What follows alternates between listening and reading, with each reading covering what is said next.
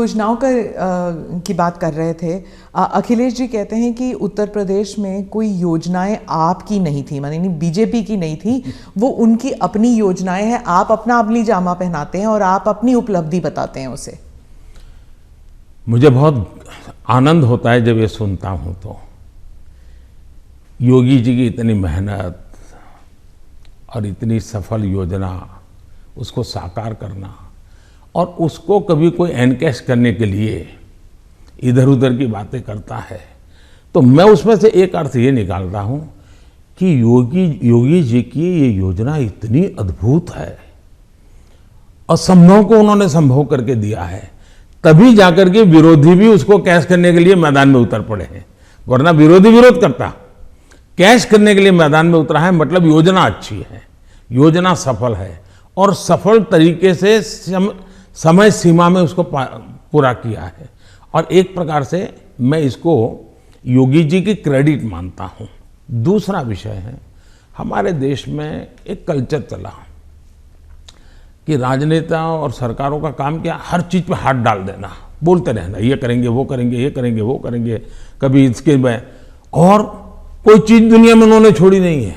कोई नेता मिल जाएगा वो कहेगा हम चंद्र पर मानवी भेजने वाले हैं। कोई नेता मिल जाएगा उसने कभी कहा होगा कि हम चंद्र पर व्यवस्थाएं खड़ी करने वाले हैं, और 100 साल के बाद भी, 50 साल बाद, 30 साल भी कोई कर देगा तो वो कहेंगे हाँ देखो हमने उस समय कहा था। तो ऐसे लोग तो बहुत मिल जाएंगे।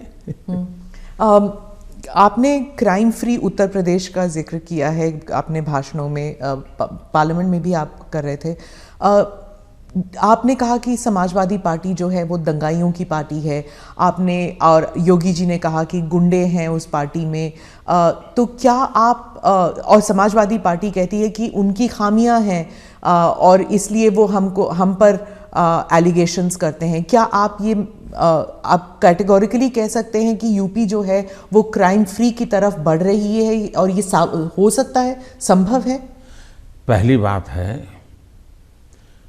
कि जब लोग उत्तर प्रदेश में सुरक्षा के विषय की चर्चा करते हैं तो वहाँ के सामान्य मानवी के मन में पिछली सरकारों में जो उन्होंने मुसीबतें झेली है, जिस प्रकार से गुंडा राज चलता था, जिस प्रकार से माफिया की इच्छा के अनुसार ही सरकार के बाबुओं को काम करने के लिए मजबूर होना पड़ता था, जिस प्रकार से इस प्रकार के दबांग लोगों को सरकार में एक प्रकार से प्रतिष्ठा थी, आश्रय था, ये सारी चीजें उत्तर प्रदेश ने बड़े निकट से देखा है।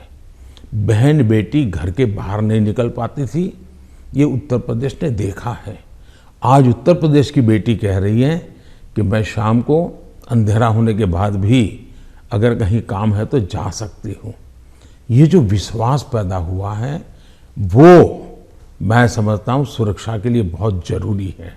और ये तब हुआ है, उत्तर प्रदेश में एक समय था गुंडे जो चाहे वो कर सकते थे। आज स्थिति ये है कि उनको हाथ जोड़ के कहना पड़ता है कि यहाँ बाहर मुझे रहना नहीं है, या तो मुझे जेल में ही रखो ताकि वहाँ थोड़ी बहुत तो मेरी जिंदगी बच जाएगी, क्योंकि मेरे पाप, और हर कोई सरेंडर कर रहा है। बहुत से लोग हो सकता है सही रास्ते पर भी आ जाएंगे, जब देखेंगे कि भाई अच्छे रास्ते से भी जीवन जिया जा सकता है तो हो सकता है अच्छे रास्ते पर आ जाएंगे। लेकिन योगी जी ने सुरक्षा को प्राथमिकता दी है, कोई कॉम्प्रोमाइज नहीं किया है। कुछ लोगों को उसके कारण तकलीफ हो रही क्योंकि उनका कारोबार वही था। आज खास करके माताओं बहनों को जो सुरक्षा मिली है ये बहुत ही महत्वपूर्ण है। अब आप देखिए इतना बड़ा कुंभ का मेला हुआ, यानी हमारे देश में हुए कुंभ के मेलों में सबसे बड़ा कुंभ का मेला योगी जी के कालखंड में हुआ। करोड़ों की तादाद में लोग आए, कोई कानून व्यवस्था की समस्या नहीं हुई, कहीं चोरी की भी खबरें नहीं आई, जेब कतरे की खबर नहीं आई।